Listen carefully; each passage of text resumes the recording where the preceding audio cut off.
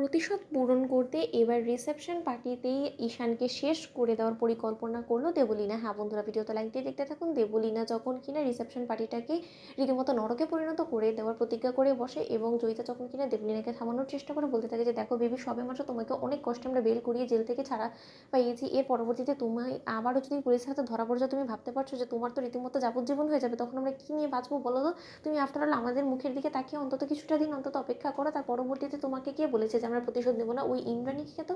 তোমার উপরে হওয়া অন্যায় অবিচারের অবশ্যই জবাব দিতেই হবে। ঠিক সেই মুহূর্তে যখন কিনা দেবলীনা বলতে থাকে যে no mom no, at any cost আজকে এই ভিড়ভাট্টার মধ্যেই আমাকে যে করে হোক না কেন সেই অনুষ্ঠানটাকে রীতিমতো রণক্ষেত্রে পরিণত করে দিতে হবে। কারণ আমি খুব ভালো করে জানি যে আজকে সকালে ভাত কাপড়ের অনুষ্ঠান হবে অনুশ্রী এবং ঈশানের, এবং তারপর মুহূর্তে ওই সন্ধ্যেতেই ওদের রিসেপশন পার্টির আয়োজন করা হবে, যেটা কিনা আমার আজকে রিসেপশন পার্টি ঈশানের সঙ্গে হওয়ার কথা ছিল, কিন্তু সেটা তো উজাড় করে দিয়েছে ওই কুসুম সরকার। তার জন্য তো আয়ুষ, কুসুম এবং ঈশান, ওদের তিনজনকে আমি পৃথিবী থেকে সরিয়ে দেবো, এবং তার জন্য আমি এমন একজন সিরিয়াল কিলারকে রীতিমতো হায়ার করেছি যে কিনা কোনো মতে আজ অব্দি নিজে নিশানা থেকে চুকেনি, এবং সে তার টার্গেটটাকে সম্পূর্ণ না করা পর্যন্ত সে কোনো মতে সে পার্টি থেকে ফিরে আসবে না। এবং তুমি ভেবো না মম, আমি কোনো রকম কোনো প্রমাণ রাখবো না। আগেরবার আমি ভুল করে ফেলেছিলাম, বড্ড বেশি কাঁচা কাজ করে ফেলেছিলাম, কিন্তু এবার কোনো মতে আমি কাঁচা কাজ করবো না।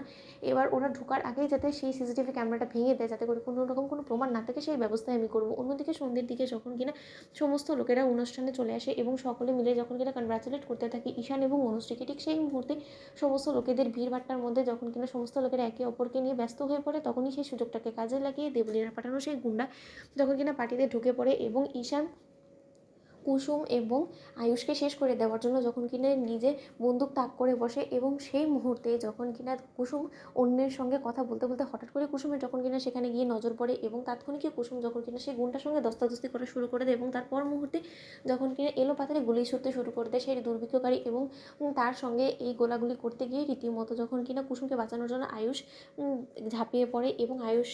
এবং ঈশান সমস্ত লোকেদের এই হাতাপাইতে রীতিমতো এক পর্যায়ে যখন কিনা সেই দুর্বৃত্তকারী সেখান থেকে পালিয়ে যায়, ঠিক তার পর মুহূর্তে ইন্দ্রাণী গাঙ্গুলিকে যখন কিনা কুসুম বলতে থাকে যে দেবীমা, আমার মনেই হয়েছিল যে আজকে কোনো না কোনো একটা সাংঘাতিক ঘটনা ঘটাবে ওই দেবলীনা ম্যাডাম, কারণ আমি খুব ভালো করে জানি যে আমাদের সঙ্গে চরমতম শত্রুতা যদি কারো থেকে থাকে সেটা একমাত্র দেবলীনা ম্যাডামের, এবং দেবলীনা ম্যাডাম আজকের এই রিসেপশন পার্টিটাকেই বেছে নেবে আমাদের কোনো না কোনো একটা ক্ষতি করার জন্য, এবং সেটাই হয়েছে। আমার আশঙ্কাটাই ঠিক হয়েছে। তার জন্য আমি বারবার করে সমস্ত লোকেদের উপরে নজর রাখছিলাম, কারণ আমি খুব ভালো করে জানতাম যে দেবলীনা ম্যাডাম এরকম একটা ঘটনা ঘটানোর জন্য নিজে না আসলেও সে ভাড়া করা গুন্ডাদেরকে অবশ্যই পাঠাবে, যাতে করে কিনা সে তার প্রতিশোধ পূরণ করতে পারে। কিন্তু দেবলীনা ম্যাডাম হয়তো বা জানে না যে আমি বেঁচে থাকতে আমি গাঙ্গুলি পরিবারের কোনো একটা লোকের উপরে কোনো রকম কোনো আঁচ আসতে দেবো না। ঠিক সেই মুহূর্তে যখন কিনা ইন্দ্রাণী গাঙ্গুলি বলতে থাকে যে